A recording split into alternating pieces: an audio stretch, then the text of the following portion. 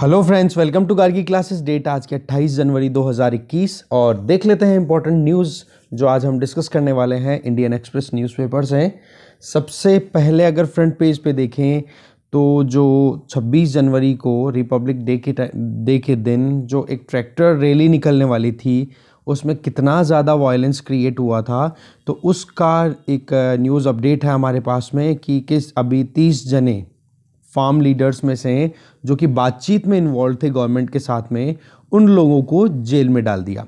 ठीक है, मतलब एक तरीके से उनको बुक कर लिया गया है। एफआईआर 25 के अगेंस्ट में एफआईआर भी लॉन्च कर दी गई है। तो उसी से रिलेटेड चीज़ें बताई जा रही है। ओके, जो हमारे बिल्कुल भी काम की नहीं है, क्या चल रहा है क्या नहीं। तो ये पूरा जो है ये वाला सेक्शन वो फार्म प्रोटेस्ट से रिलेटेड है, जो कि अभी इतना कुछ इम्पोर्टेंट है नहीं हमारे लिए।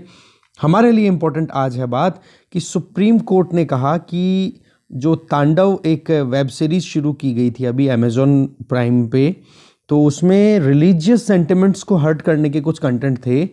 तो उसी को लेकर के अरेस्ट का एक ऑर्डर दिया गया था हाई कोर्ट के द्वारा। तो उस ऑर्डर को एक तरीके से रिवर्ट करने के लिए अपील की गई थी सुप्रीम कोर्ट में। तो सुप्रीम कोर्ट ने ये कहा कि भाई आप रिलीजियस सेंटिमेंट्स को हर्ट नहीं कर सकते हो और आपका जो अरेस्ट है उसमें आपको हम रिलीफ नहीं दे सकते। तो देखेंगे इस आर्टिकल को। फिर आप जैसे ही पेज नंबर 5 पे आओगे तो सबसे नीचे एक न्यूज़ है कि माउंट आबू, वहाँ पर ठंड इतनी बढ़ गई है -3 डिग्री सेंटीग्रेड। तो यहाँ से केवल एक ही इम्पोर्टेंट चीज़ है कि माउंट आबू कहाँ पर है। ये राजस्थान का इकलौता एक हिल स्टेशन है जो कि राजस्थान के सदर्न स्टेट सिरोही में है। साउथ वेस्टर्न स्टेट है एक सिरोही, वहाँ पर है माउंट आबू। तो ये कई बार पूछ लिया जाता है। और ये माउंट आबू जो है वहाँ पर पीक है जिसका नाम है गुरु शिखर। और उसके लिए एक चीज़ मैं बता दूँ, नॉर्थ में हिमालयाज़ और साउथ में जो डोडा बेटा है नीलगिरी हिल्स में, इसके बीच में अगर आप देखो तो सबसे ऊंची पीक अगर कोई है तो वो है माउंट आबू अरावली सीरीज़ में। ठीक है, अरावली माउंटेन सीरीज़ में। ठीक है, मेन चीज़ यही देखने वाली थी इसमें, और कुछ ज़्यादा काम का हमारे लिए है नहीं। आगे देखते हैं। एक्सप्लेन पेज पे देखें तो फिर से वैक्सीन की बात आई है और वैक्सीन के लिए बोला गया है कि कोवैक्सीन जो कि इंडिया में प्रोड्यूस हो रहा है, वो यूके का जो स्ट्रेन पता पड़ा था ना कि कोविड-19 का म्यूटेशन हो गया है, तो वो नया जो स्ट्रेन है उसको ट्रीट करने में भी इफ़ेक्टिव हो रहा है कोवैक्सीन। तो इससे ज़्यादा कोई इंपॉर्टेंट चीज़ है नहीं और इस आर्टिकल में ऐसा कुछ था नहीं। फिर ये दूसरा आर्टिकल है राम सेतु के लेकर के, या फिर हम इसको एडम्स ब्रिज भी बोलते हैं, तो उससे रिलेटेड है। इसमें यही है कि भारत की जो मेन लैंड है रामेश्वरम से लेकर के, और ये इधर आप देखोगे इधर ये सबमर्ज्ड कोरल रीफ का एक पूरा बंच है, कुछ सेडिमेंट्स का है। तो उसका रिसर्च करने के लिए अभी एक काम किया जाएगा जिसमें CSIR और नेशनल इंस्टीट्यूट ऑफ ओशियनोग्राफी जो कि गोवा में है, ये मिलकर के, इसके साइंटिस्ट मिलकर के काम करेंगे कि किस तरीके से, क्या वाकई में मतलब कार्बन डेटिंग टेक्निक है वो यूज़ करेंगे, कितना पुराना ये ब्रिज है। ठीक है, जिसको हम हमारी जो रामायण है उसके हिसाब से तो हम कंसिडर करते हैं इसको क्या, राम सेतु, और जो लेटेस्ट नेम दिया हुआ है करंट नेम एडम्स ब्रिज भी बोला जाता है। तो इसके ऊपर इन्वेस्टिगेशन होगा, बाकी इसमें और कुछ भी काम की चीज़ नहीं है हमारे लिए। आगे देखें।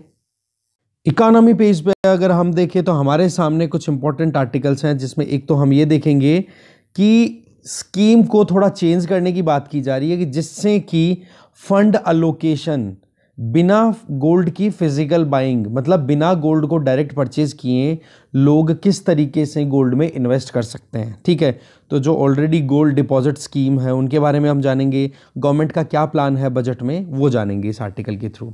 ठीक है, ये वाला आर्टिकल है, ये भी इंपॉर्टेंट है कि पब्लिक कंपनीज में से जब गवर्नमेंट अपने शेयर्स विड्रॉ करती है और उसको कन्वर्ट करवा देती है प्राइवेट में, तो वहाँ पर जो अप्रूवल है ना वो लेने के लिए जितना कॉम्प्लेक्सिटीज़ थी कि हाँ पब्लिक कंपनी को अगर प्राइवेट में कन्वर्ट कर रहे हैं तो कितनी मुश्किलें हुआ करती थी, तो उसको थोड़ा ईज़ करने के लिए अभी मिनिस्ट्री ऑफ कॉरपोरेट अफेयर्स ने रूल्स को अमेंड किए हैं, कंपनीज रूल्स को। ठीक है, तो अच्छा आर्टिकल है, एक ये भी हम देखेंगे। फिर आपके लिए 2-3 टास्क है वो मैं बता देता हूँ। नंबर 1, वर्ल्ड इकोनॉमिक फोरम को PM मोदी आज एड्रेस करने वाले हैं, आई गेस, और एड्रेस कर चुके होंगे, अब करेंगे। ठीक है, तो आपको वर्ल्ड इकोनॉमिक फोरम के बारे में गूगल करना है। पहली चीज़। दूसरा आप देखोगे, ये हम डिटेल देखेंगे कि इंडिया, पाकिस्तान और नेपाल जैसे जैसे डेवलप कर रहे हैं वैसे वैसे यहाँ पर सिटीज़ में पॉल्यूशन भी बढ़ता चला जा रहा है। ये बात किसने कही? वर्ल्ड बैंक ने। तो आर्टिकल ये तो डिस्कस ही कर लेंगे। इसके अलावा आपको गूगल करना है आईएमएफ के बारे में, या गूगल ना करके आपके जो बुक नोट्स है ना इकोनॉमी के, उसमें से आईएमएफ के बारे में आप पढ़ोगे, ठीक है ना। तो ये और देख लेना आर्टिकल। इसके अंदर मेन चीज़ तो यही है कि इंडिया जो है उसको एक्सटेंड कर रहा है, मतलब आईएमएफ और ज़्यादा थोड़ा लोन प्रोवाइड करेगा, सपोर्ट देने की बात करेगा, क्योंकि अभी जितना कुछ भी हो रहा है वो कोविड-19 की वजह से हो रहा है, ठीक है। तो बूस्ट की ज़रूरत तो है ही, देखो इकोनॉमी में। आगे चलते हैं, और आज का लास्ट आर्टिकल रहेगा हमारा, वो है कि जिस तरीके से बिटकॉइन बेस या क्रिप्टो करेंसीज जो हैं उनका काम होता है, जिसमें कोई सेंट्रलाइज्ड कोई बैंकिंग सिस्टम कुछ नहीं होता है, बस कुछ एंथुजियाज्म मतलब एंथ्यूज्ड इंडिविजुअल्स हैं जो कंप्यूटर पे काम करते हैं, उन लोगों ने बिटकॉइन बेस्ड या फिर blockchain based crypto currencies develop की हैं। उसी तरीके से सोशल नेटवर्किंग भी कहीं ना कहीं डेवलप हो रही है। व्हाट्सएप को, फेसबुक को, इनको चैलेंज मिल रहा है बहुत बड़ा, यूट्यूब को, क्योंकि इन पे आप देखोगे कि जिस तरीके से अभी अमेरिका में इलेक्शन हुए थे ना, तो उन इलेक्शन के टाइम पे फेसबुक ने या फिर ट्विटर ने, इन्होंने क्या है, डोनाल्ड ट्रंप के अकाउंट को बंद कर दिया था, या इनके फॉलोअर्स के अकाउंट को बंद कर दिया था। तो उन फॉलोअर्स ने फिर LBRY हो गया, माइंड्स हो गया, सेशंस हो गया, ऐसे करके दूसरे प्लेटफॉर्म जो कि इस ब्लॉकचेन बेस्ड सिस्टम पे काम करते हैं उन पर आना शुरू कर दिया। तो इस ब्लॉकचेन बेस्ड के बारे में आपको थोड़ा सा गूगल करना पड़ेगा। बाकी इस आर्टिकल में कुछ इंपॉर्टेंट चीजें हैं वो हम देख लेंगे। अब देखते हैं डिटेल में एक एक आर्टिकल को। फर्स्ट आर्टिकल है, you can't hurt religious sentiment, Supreme Court ने ये कहा है, और तांडव की टीम की जो प्ली थी उसको रिजेक्ट कर दिया कि भाई अरेस्ट से आपको कोई रिलैक्सेशन नहीं मिलने वाला है। तो यहां पर पॉइंट ये आ जाता है कि यहां पर आर्टिकल कौन सा इन्वॉल्व है, कॉन्स्टिट्यूशन का प्रोविजन कौन सा इन्वॉल्व है, जो कि सुप्रीम कोर्ट ने इंटरप्रेट किया। आर्टिकल 19 सब क्लॉज या क्लॉज 1, उसमें हमें right to freedom of speech and expression दे रखा है, जिसमें बहुत सारी फ्रीडम्स के बारे में जिक्र किया हुआ है, 7 थी, अभी करंटली 6 हैं। तो इस केस में क्या है कि अगर आप अपना right to freedom of speech and expression media के थ्रू डिलीवर करना चाहते हो, तो सुप्रीम कोर्ट ने एक चीज़ बड़ी क्लियर बोली कि ये आपका राइट एब्सोल्यूट नहीं है। यहाँ पर आपको आर्टिकल 19 क्लॉज 2 में रीजनेबल रेस्ट्रिक्शंस को ध्यान में रखना पड़ेगा, जहाँ पर आप पब्लिक ऑर्डर या फिर जो आपकी मोरालिटी है, हेल्थ है, पब्लिक हेल्थ है, इनको ध्यान में रख करके फिर आप काम कर सकते हो। ऐसा नहीं कि आप अपने राइट्स को अगर यूज़ कर रहे हो तो उस टाइम पे दूसरे के किसी राइट का आप ब्रीच करो, वो नहीं चलने वाला है। तो यहाँ पर एक ये पॉइंट था जो हमें देखना था, आर्टिकल 19(1) जिसको एब्सोल्यूट नहीं बोला। फिर जो तांडव की जो टीम है उन्होंने ये कहा कि आर्टिकल 32 के अंडर में हमें रिट जुरिस्डिक्शन के अंडर में दे दो। तो बोला किस तरीके से आर्टिकल 32 अप्लाई कर दें हम यहाँ पे, आपका कौन सा राइट है जो यहाँ पर वायलेट हुआ है। आपने रिलीजियस सेंटिमेंट्स को अगर ब्रीच किया है तो इस केस में तो आपको आर्टिकल 19(2) के अंडर में आपके ऊपर कहीं ना कहीं रेस्ट्रिक्शंस हैं, ठीक है। आगे देखते हैं नेक्स्ट आर्टिकल। अब हम आ गए हैं सीधा इकोनॉमी पेज पे, जिसमें वर्ल्ड बैंक की एक स्टडी रिलीज हुई है कि इंडिया, पाकिस्तान और नेपाल जैसे जैसे राइज कर रहे हैं इकोनॉमिकली, वैसे वैसे पॉल्यूशन इंटेंसिटी भी बढ़ती चली जा रही है, वर्ल्ड बैंक ने ये कहा है, ठीक है। सबसे ज़्यादा मोस्ट पॉल्यूटेड सिटीज़ की अगर बात करो तो 3 मेजर सिटीज़ उनमें कंसिडर होती है, दिल्ली, बीजिंग, मैक्सिको सिटी, ये नाम याद रखना आप, ठीक है।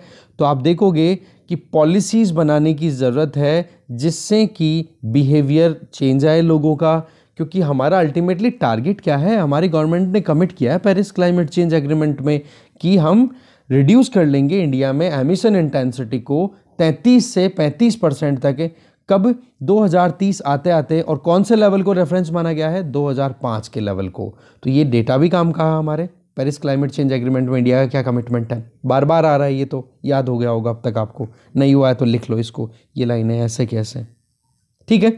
तो इसके अलावा मोस्ट पॉल्यूटेड स्टेट्स की बात करें तो बिहार, दिल्ली, हरियाणा, झारखंड, पंजाब, उत्तर प्रदेश, वेस्ट बंगाल, ये कुछ इंपॉर्टेंट स्टेट्स हैं जहां पर एयर पॉल्यूशन बहुत ही ज़्यादा बढ़ चुका है, तो इन पर ध्यान देने की ज़रूरत है। रीजन वाइज देखें तो साउथ एशियन सब कॉन्टिनेंट में इंडिया, पाकिस्तान, नेपाल जैसे जैसे इकोनॉमिक ग्रोथ रजिस्टर कर रहे हैं वैसे वैसे पॉल्यूशन इंटेंसिटी भी बढ़ती चली जा रही है। और वर्ल्ड की कौन कौन सी सिटीज़ पॉल्यूटेड है मेजर, हाँ ये हमने देख ही लिया। ठीक है, दिल्ली को लगातार WHO ने मोस्ट पॉल्यूटेड सिटीज़ की लिस्ट में कंसिडर कर रखा, अभी भी कमी नहीं आ रही है। तो यहाँ पर जो रिन्यूएबल एनर्जी का सिस्टम है वो हो गया, इलेक्ट्रिक व्हीकल्स है उनको प्रमोट करना, पब्लिक ट्रांसपोर्टेशन है उसको प्रमोट करना, लोगों को उनके बिहेवियर में चेंज लाने का तरीका, वो चीज़ें करने की ज़रूरत है। ठीक है, देखते हैं नेक्स्ट आर्टिकल।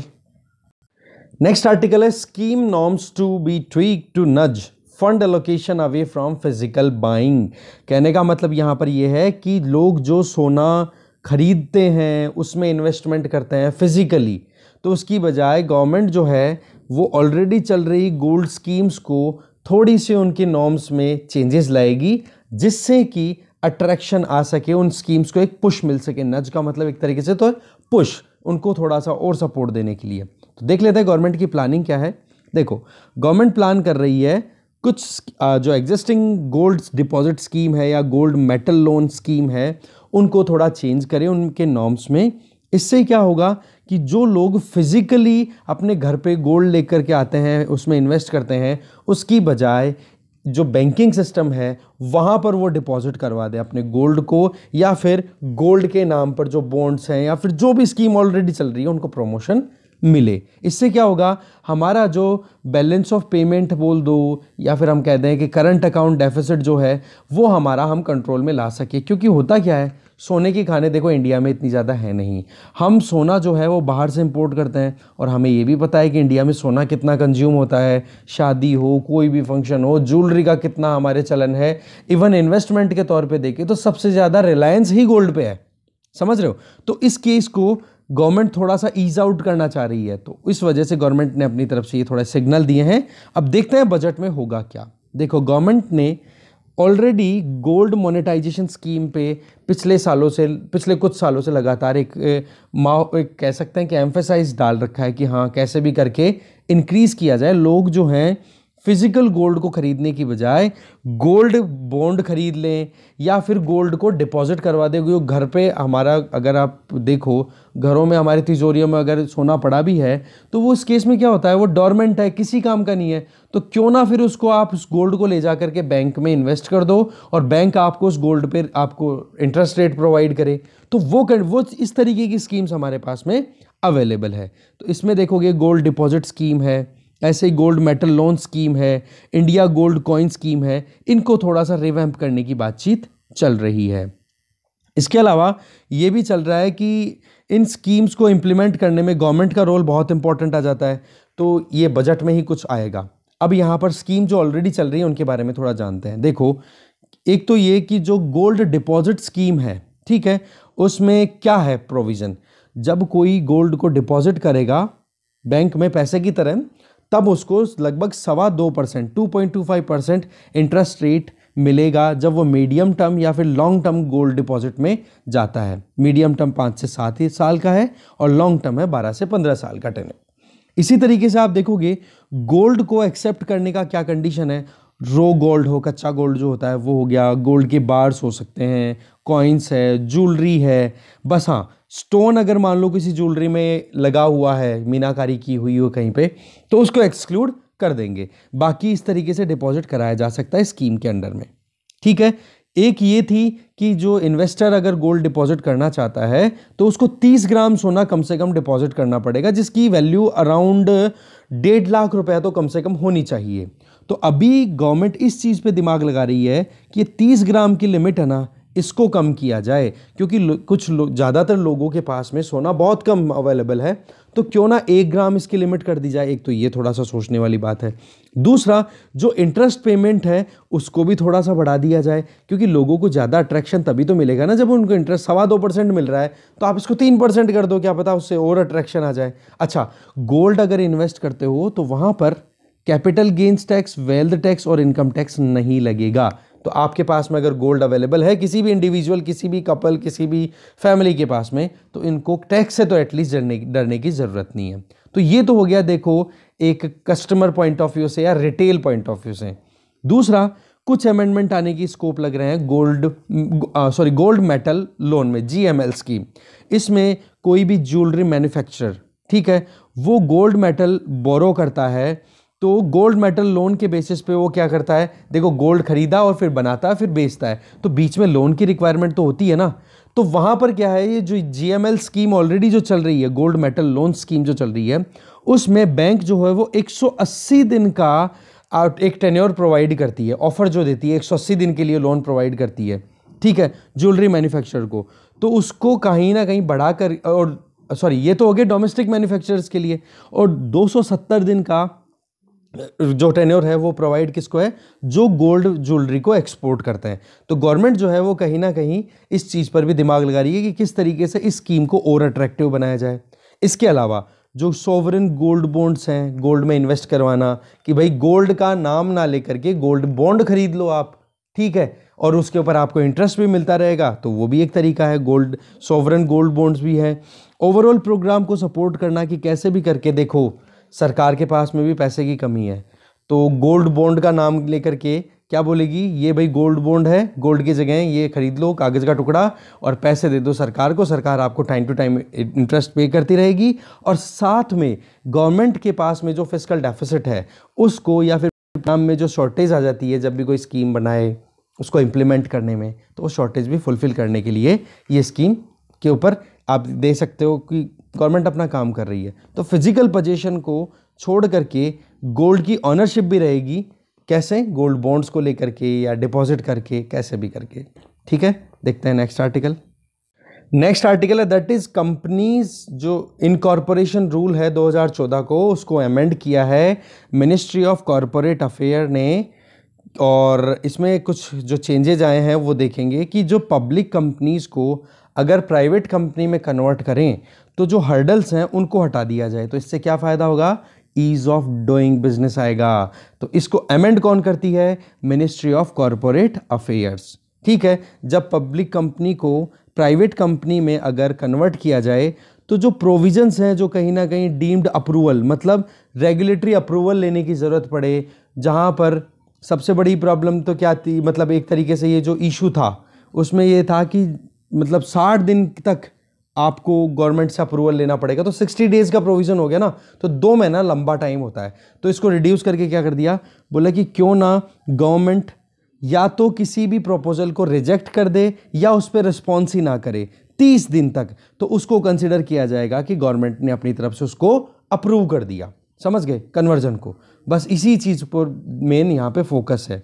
इसमें आप देखोगे ये जो नए जो कंपनीज इनकॉर्पोरेशन अमेंडमेंट रूल है ना 2021 का, इसमें रीजनल डायरेक्टर स्टैब्लिश किया जाएगा जो कि मिनिस्ट्री ऑफ कॉरपोरेट अफेयर को ही रिप्रेजेंट करेगा, और वो ये देखेगा कि वाकई में जो कन्वर्जन है वो कितना वायबल है, माना कि जो शेयर होल्डर्स हैं वो फेवर कर रहे हैं कि नहीं कर रहे हैं। बट उस केस में अगर ये देखे रीजनल जो डायरेक्टर है उसको ये लगे कि ये जो कन्वर्जन है वो कंपनी के फेवर में है, तो उस केस में फिर वो अप्रूवल दे देंगे। तो इस चीज़ से क्या होगा कि एक बड़े लार्ज स्केल पे कहीं ना कहीं बेनिफिट मिल पाएगा कंपनी को। तो पहले क्या होता था वो हमने ऑलरेडी देख लिया कि जो रीजनल डायरेक्टर्स हैं वो कहीं ना कहीं रिजेक्ट कर सकते थे प्रपोजल को अगर कहीं पर भी कंसेंसस नहीं बन पा रही है 60 दिन के अंदर अंदर, जब कन्वर्जन के लिए उस पर्टिकुलर कंपनी ने फाइल कर दिया हो, क्योंकि इंक्वायरी भी होती है, इंस्पेक्शन भी होते हैं, इन्वेस्टिगेशन भी की जाती है, तो वो सारी चीज़ें कहीं ना कहीं पेंडिंग अगर पड़ी रहे तो जो रीजनल डायरेक्टर हुआ करते हैं वो रिजेक्ट कर देते हैं। बट यहाँ पर रीजनल डायरेक्टर को और ज़्यादा एम्पावरमेंट मिल गई है, इससे क्या होगा, ईज ऑफ डूइंग बिजनेस आ जाएगा। तो यहाँ पर हमारे लिए एक तो ये चीज़ आ गई है जो हमने देखी, और ये जो कंपनीज इनकॉर्पोरेशन रूल 2014 है ये कौन से मिनिस्ट्री के अंडर में, ये भी आपको पता पड़ गया। थोड़ा सा इनके बारे में आप थोड़ा गूगल करके कोई सी भी ढंगी सी वेबसाइट पे जाके और देख लेना इनके बारे में। चलते हैं नेक्स्ट आर्टिकल पे। नेक्स्ट आर्टिकल है कि आईएमएफ ने कोविड सपोर्ट मेजर्स को एक्सटेंड किया है और थोड़े टाइम के लिए। देखो जैसे कि यूनियन बजट आने वाला है फरवरी 1 को, तो इंटरनेशनल मॉनेटरी फंड की जो चीफ इकोनॉमिस्ट हैं गीता गोपीनाथ, उन्होंने फेवर किया है कि पेंडेमिक सपोर्ट जो है वो और ज़्यादा दिया जाए थोड़े और टाइम तक। देखो इंफ्रास्ट्रक्चर में बहुत ज़रूरी है। और इससे रिलेटेड हमने एक आर्टिकल सुबह भी देखा था जिसको हमने ग्रेट एक्सेलरेशन बोला था, मैन्युफैक्चरिंग जैसे ही राइज हुई थी। आप एडिटोरियल फॉलो ज़रूर करो, एडिटोरियल में बहुत गजब के ओपिनियन आते हैं जो एक्सपर्ट्स देते हैं, ठीक है ना। दूसरा, हेल्थ केयर सेक्टर में भी बहुत ज़्यादा इन्वेस्टमेंट की रिक्वायरमेंट है, जैसे कि आयुष्मान भारत हो गया, या जहाँ पर कंपनीज़ का आप देखोगे डिसइन्वेस्टमेंट के प्रोग्राम को भी गवर्नमेंट इम्प्लीमेंट कर रही है। तो वहाँ पर अगर IMF पीछे चला जाएगा तो इंडिया जैसे कंट्रीज़ जो हैं वो कहीं ना कहीं शॉक का सामना कर सकते हैं, ठीक है। तो क्यों ना सपोर्ट किया जाए। दूसरा, ये जो चीफ इकोनॉमिस्ट हैं गीता गोपीनाथ, इन्होंने फार्मर्स की इनकम को इंक्रीज़ करने के लिए जो फार्म बिल्स हैं ना, फार्म लॉज हैं, उनका सपोर्ट किया है। बस एक चीज़ बोली है कि वल्नरेबल कल्टीवेटर्स है ना, उनको सोशल सेफ्टी दे दो। ये बड़ा शानदार सजेशन है भाई, सोशल सेफ्टी दे दो, इंश्योरेंस दे दो, या फिर उनकी कम से कम, मतलब जो गरीब लोग हैं जिनके लिए हम मेन टारगेट करते हैं कि हमारे इंडिया की जितने भी एग्रीकल्चर फैमिलीज़ हैं उनमें 86% तो स्मॉल एंड मार्जिनल है। तो उनका ध्यान रखने की हमें ज़रूरत है, क्योंकि बड़े हैं, बड़ों के पास तो बहुत स्कोप रहता है, वो कैसे ही पैसा निकाल लेते हैं। इनको सोशल सिक्योरिटी नेट में लाने की ज़रूरत है, ठीक है। चलते हैं नेक्स्ट आर्टिकल पे। नेक्स्ट आर्टिकल वर्ल्ड पेज पे आ गए हम सीधे, और इसका हमने ऑलरेडी देख लिया है कि जिस तरीके से बिग टेक्निकल कंपनीज ने डोनाल्ड ट्रंप या उनके सपोर्टर्स को बैन किया था, उसी तरीके से उन डोनाल्ड ट्रंप और उनके फॉलोवर्स ने बिटकॉइन डिज़ाइन बेस्ड कंपनीज को या प्लेटफॉर्म से उनको यूज़ करना शुरू कर दिया। देखो, डिजिटल मनी की अगर बात करें, बिटकॉइन जो है वो क्या होता है, कोई सेंट्रल बैंक तो होती नहीं है, ना कोई फाइनेंशियल इंस्टीट्यूशन होता है। इसमें तो ब्रॉड और एक डिस्पर्स्ड नेटवर्क होता है जो इंटरनेशनली बहुत पूरी दुनिया में फैला हुआ है। तो इसका सबसे बेस्ट तरीका समझने का क्या है, आपने विकीपीडिया देखा होगा। विकीपीडिया में एडिट करने का ऑप्शन आता है कि अगर आपके पास में पर्टिकुलर टॉपिक जो आप रीड कर रहे हो उससे रिलेटेड कुछ एडिशनल इन्फॉर्मेशन है तो आप एडिट करके वहाँ पे उसमें डाल सकते हो अपनी जो भी आपको नॉलेज है वो चीज़। तो इससे क्या होता है कि वो एक कोई सेंट्रलाइज नहीं है कि हाँ कोई एक पर्टिकुलर जगह है दिल्ली में या मुंबई में, वहीं से आपने जहाँ पे लॉगिन कर रखा है अपने सिस्टम में, वहीं से वेबसाइट को एडिट कर सकते हो। तो विकीपीडिया में कोई भी कहीं पर भी एडिट कर सकता है। तो एग्जैक्टली बोलो वही चीज़ यहाँ पर अप्लाई कर दी गई। ब्लॉकचेन बेस्ड नए सोशल मीडिया प्लेटफॉर्म्स ला दिए। जिस तरीके से बिटकॉइन होता है ना कि जहाँ पर RBI जैसा कोई सेंट्रल बैंक नहीं, कोई फाइनेंशियल इंस्टीट्यूशन नहीं है, सब लोग मिल करके एक पूरा सिस्टम बना करके रखते हैं, बोला ऐसा ही आ गया। तो इसमें क्या हो गया, कोई भी कंपनी, कोई भी एक इंडिविजुअल अपनी दादागिरी लगा करके ये नहीं कि भाई हम अकाउंट किसी के ब्लॉक कर रहे हैं या किसी को हम एक्सेसिबिलिटी नहीं देंगे। जैसे फेसबुक धमकी दे रहा था, कहाँ पे, ऑस्ट्रेलिया में गूगल ने धमकी दे दी, बोला कि रिसर्च वो जो सर्च इंजन है उसको ही बंद कर देंगे। ऑस्ट्रेलिया में जो हमने ऑलरेडी डिस्कस किया, उन चीज़ों से कहीं ना कहीं फ्रीडम मिल जाएगी, मतलब टोटल डिसेंट्रलाइजेशन। तो आपको क्या ढूंढना है, एक तो ब्लॉकचेन टेक्नोलॉजी के बारे में, क्योंकि इसमें UPSC 2017 में क्वेश्चन था ब्लॉकचेन के ऊपर, बहुत इंपॉर्टेंट है ये, ठीक है। तो आप इसके बारे में देख लेना। चलिए, हो गया, बस मोटी मोटी चीज़ें यही थी। Thank you very much.